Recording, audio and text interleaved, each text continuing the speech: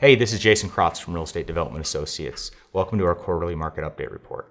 We're creating this report to give you an idea of what's going on in the robust Southern California industrial market. We're going to talk about statistics from Q1, and we're going to talk about some key updates for our projects. Let's first talk about the Inland Empire in general. The Inland Empire consists of about 565 million square feet, representing a total of 30% of the industrial space in greater Los Angeles, of buildings 10,000 square feet and larger. Approximately 74% of the space in this market is in buildings 100,000 square feet and greater. The vast majority, approximately 89% of the space, was built in the past 20 years. The Inland Empire continues to attract large distributors, warehousers, e-commerce companies, and logistics firms seeking to consolidate operations into large, state-of-the-art facilities. In the first quarter, we've continued to see robust activity, creating for both historic low levels of vacancy and historic high levels for rent. Land values continue to increase. Construction prices are on the rise. However, rents have continued to outpace both of those, justifying for vertical development on a speculative basis. In the past year, over 52 million square feet has been leased or sold, further solidifying the Inland Empire's top-tier market status for industrial and logistics properties. Average asking lease rates in the Inland Empire have increased 17 cents since first quarter 2018. It's an almost 30% increase over a 3-year period, or 10% per year. Demand for industrial space in the Inland Empire continues to thrive. Net absorption reached over 10 million square feet in the first quarter, and gross activity was 12.4 million square feet. The ports of LA and Long Beach continue to work their way through the congestion of cargo ships that have been backed up on the Southern California coastline due to the pandemic. Q1 21 numbers for leases rose 43.9% compared to Q1 20. Tenant demand continued to outpace deliveries for new product for the 6th consecutive quarter. Currently, vacancy across the Inland Empire now sits at approximately 1.9%, down from 2.6% at the end of 2020. The West, which represents the biggest decline in vacancy, sits at approximately 1.2% vacant, with very limited options for Class A warehouse distribution space. The East submarket, which historically is much higher than the West, has dropped down to a record low of 2.9%. With limited options available, pre-leasing activity will continue to be very competitive as the demand for high clearance buildings intensifies and e-commerce continues to be the main factor. The net absorption in the first quarter of 2021 reached 10.3 million, with 6.4 million square feet of new construction deliveries. The majority of demand came from buildings leased prior to completion. The total leasing activity consisted of 9.9 million square feet and a total of 234 leases in buildings over 10,000 square feet. While online consumption was steadily growing prior to the pandemic, the COVID-19 pandemic created an acceleration of online shopping. Online purchases grew by more than 45% in 2020, more than triple the number in 2019. The pace of growth will likely slow as we enter a post-COVID era. But we've all gotten used to shopping online. It's convenient, it's faster, and sometimes it's more economical.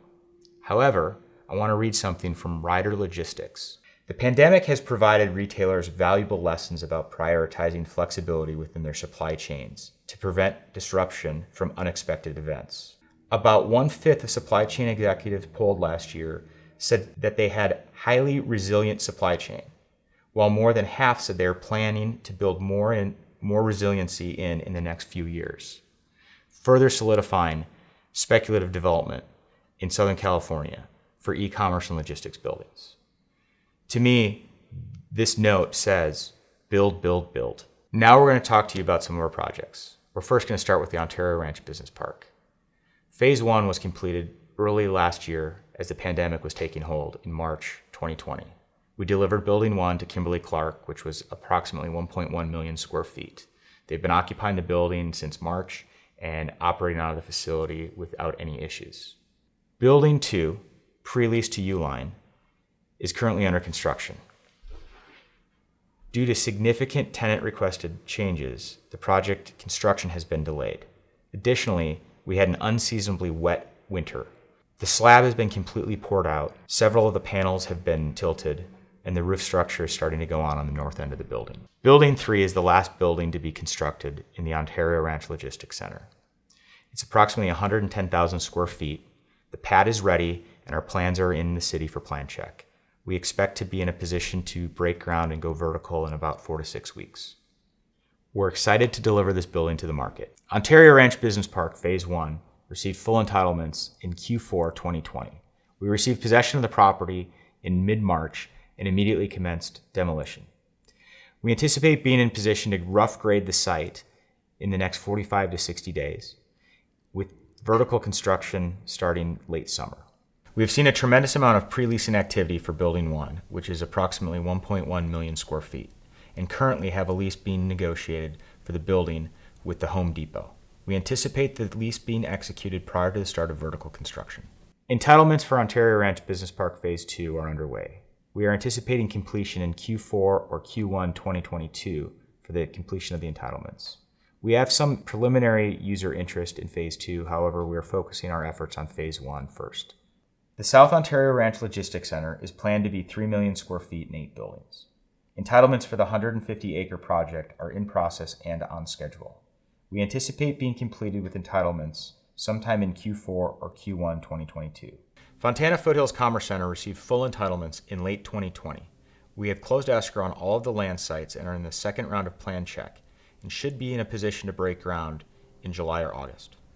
Almond Commerce Center is entitled for a truck and trailer yard. However, we've recently decided to change course and are now reprocessing entitlements for a 200,000 square foot logistics building.